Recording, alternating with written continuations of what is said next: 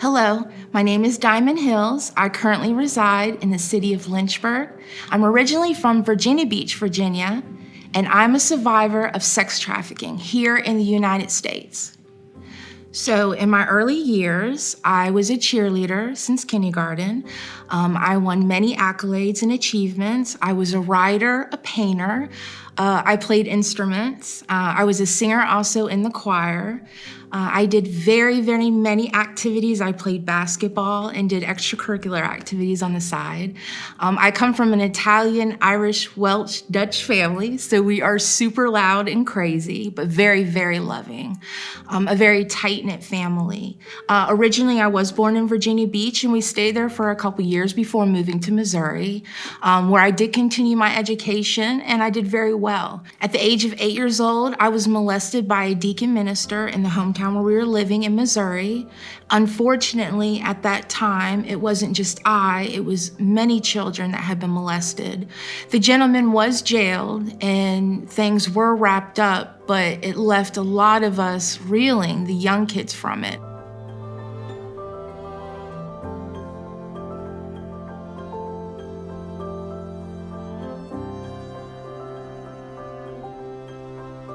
And this gentleman was not only working within the church, but he was actually the fix-it man of sorts for the community around him.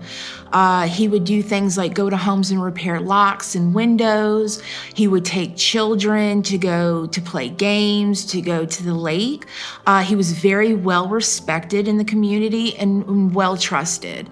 What people did not know about him is that he was a very horrible man doing disgusting things to young children for 2 generations. At that time, I didn't have a proper father figure in my life. It was just me and my mother.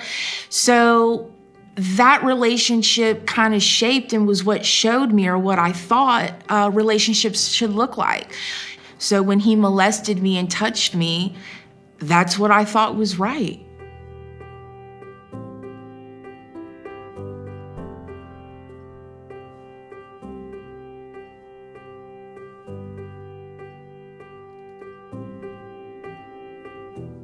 So I was 20 years old, and I was at a birthday celebration with my best friend, and it was at a hotel that was actually just maybe a couple miles down the street from my home.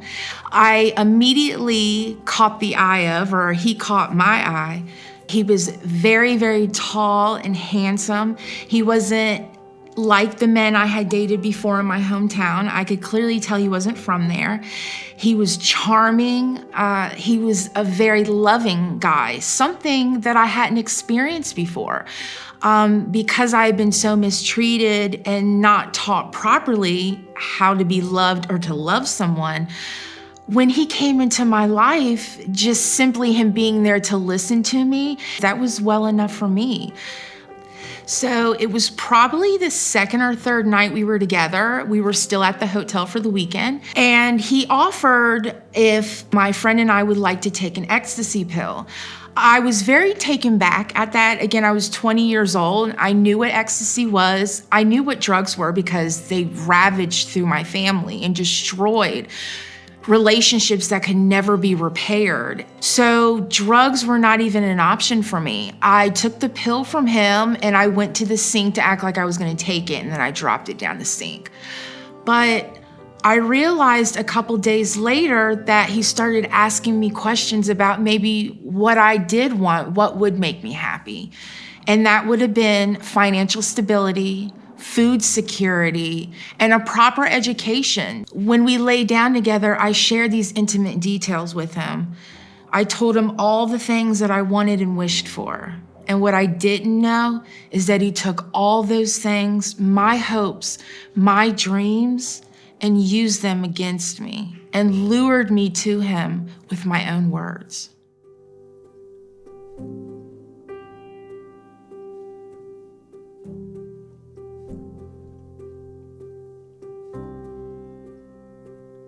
Me and my trafficker dated for 8 months. He stayed in that hometown with me. At that time, I actually stayed with him in a house that he said he was renting from his friend who was out of town. At the end of the 8 months, one day, he started a fight with me out of the blue over something that didn't even make any sense. He was so angry that he called my mother and had her come and pick me up. He had left town shortly after that and went back to California, where he was originally from. And about 2 weeks had went by. I was really heartbroken. I couldn't believe that after all this time, I was in love with this man and he just picked up and just left me over something really small. After 2 weeks of being broken up is when he gives me a call. He does say that he's in San Diego, California. He explains that there's a lot of opportunities out there for him and I. And basically we could be a team, we could grow together. So at that time, by 20 years old, I had dated and actually been to other states and other cities before. This was not uncommon for me to follow my heart somewhere. So my family didn't find it to be suspicious. They were alarmed that it would be 2,200 miles away. But like I said, I was 20 years old. What were they gonna do? So with my rose-colored glasses on, I boarded the plane and went straight to where I thought my heart was really at, San Diego, California.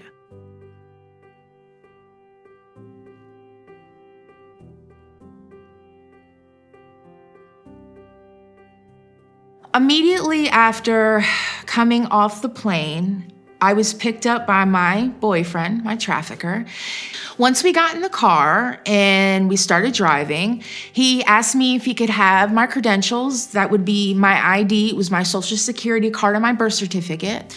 And of course, without hesitation, I gave it to him. He was my boyfriend. And here I am 2,000 miles away from my family. So I trusted him. I gave him my bag and all my information. And unfortunately, that's when it was like a switch went off. He explains to me that he cannot love me like he did when we were in Virginia. And when he said it, his voice was like so cold and mean. I knew that something wasn't right, but I didn't know what wasn't right about the situation. I had never been in that kind of situation before.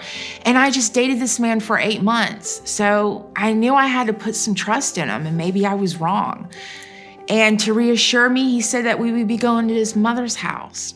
So I kind of threw all my caution to the wind and believed what he said.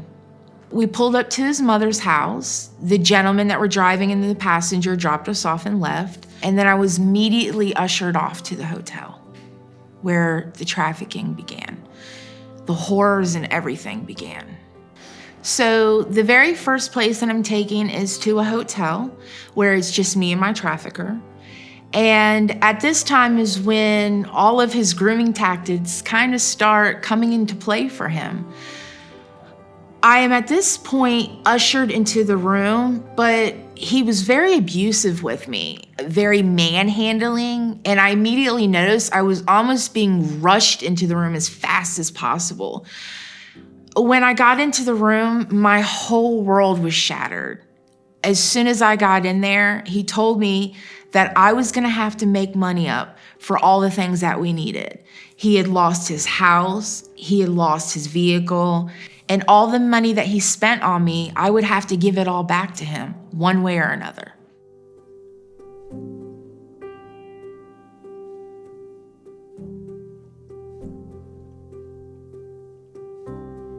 A day in the life of a victim of sex trafficking is absolutely horrifying.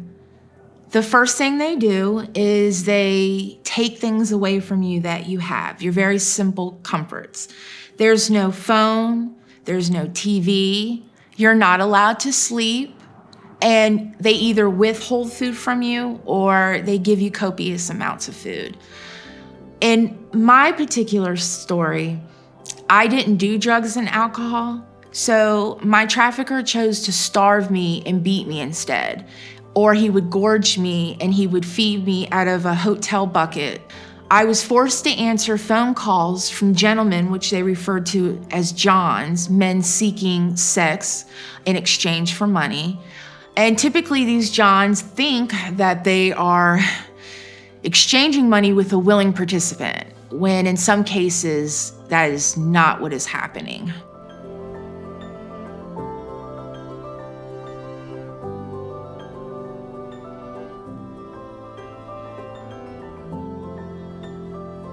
There comes a point in my trafficking, about 3 months, where I am arrested. In the beginning, I believe I'm being rescued, and I cannot wait to be alone with the cops to let them know what was happening to me.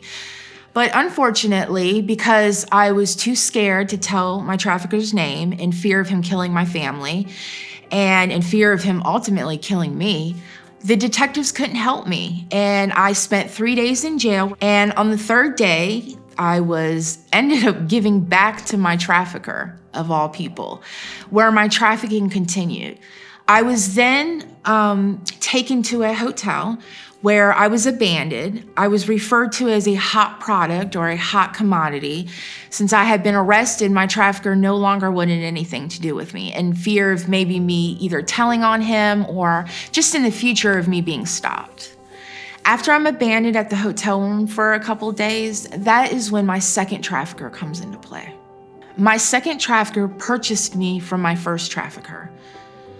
To this day, I won't ever know how much my life was worth to them, but I was passed on where the trafficking, the beatings, and the abuse continued, until eventually I was able to escape.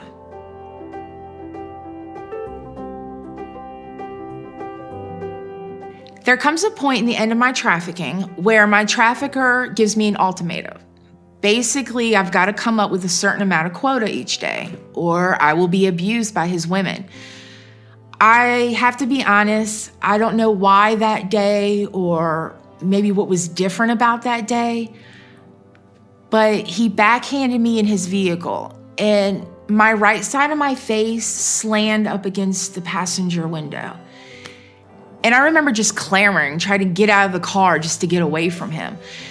And when he sped off and I got to my feet, it was like this moment in time where God was just telling me, like, I can escape. He was gonna stop the world just for long enough, just so I could get out of there. So when I ran to the room, I had it in my mind. I was gonna answer the next phone call that came through. I was gonna see the next John that came to my room, and I was gonna take that money and I was gonna get out of there and away from him. Because of God's grace, there was a John that did show up. When he first got to the hotel room, he was disgusted by me. He was so disgusted by me that he left and walked down the hallway. At the time, I ran out of the hotel room screaming and crying, begging and pleading for him to pay for my way home. I remember feeling like the only hope that I had at going home was like floating down the hallway with this man. And I didn't care what it took. I just needed that money. After he left, I went in the hotel room and I sat on the bed. And I told God that this was it. I couldn't take it any longer. This was it. I really was gonna die there in California. And if I was gonna fight, this was gonna be the last fight I had in me. Then I got a phone call. When I realized it was the same John calling back, I was really hesitant. In that kind of life, whenever you blow someone's secrecy or maybe make a scene, it can be very detrimental. It can be fatal sometimes. Secrecy surrounds this whole lifestyle. So when I was screaming and standing out scantily clad in my outfit out in the hallway, I mean, needless to say, that man was probably coming back to kill me. But I felt hopeless, and I felt like at the very least, he would either be helping me or taking me out of my misery. Either one, I was willing to gamble. When he came to the room, he walked inside and sat on the bed. He placed the money down on the bedside table, and he tapped the bedside right next to me. And I remember thinking, like, no way, I'm not gonna sit next to this guy. Like, he just seems so creepy. But he asked, could he pray for me? And something about that resonated. I mean, I had been praying so hard for myself, and here was this man that said he was gonna pray for me. So why not? Let's pray. So he sits there, he touches my hand, and he says this beautiful prayer. After he's done, we say amen, and he looks me in the eyes and he says, I am so sorry. No one ever asked you if you wanted to be here or if you wanted to do this. That was so powerful. It was like I'm looking at this man that was just sent to abuse me and harm my temple, But there he was bringing some kind of peace to me, I guess you could say. He left me plenty enough money for an airplane ticket. He wished me well and went on his way with nothing but a prayer. After all those men that did something to me, took all that stuff away from me. And it was a John of all people that got me my ticket out. It's pretty freaking cool.